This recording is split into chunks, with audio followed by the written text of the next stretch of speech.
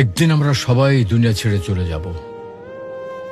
হয়তো কোনো গভীর রাতে ঘুমের ঘোরে নিথর হয়ে যাব। আত্মীয় স্বজন শিয়রে সে কান্নায় ভেঙে পড়বে।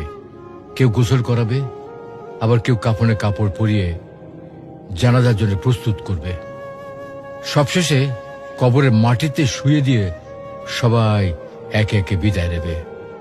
তখন আমি থাকবো একা, আর আমার সঙ্গে কি থাকবে?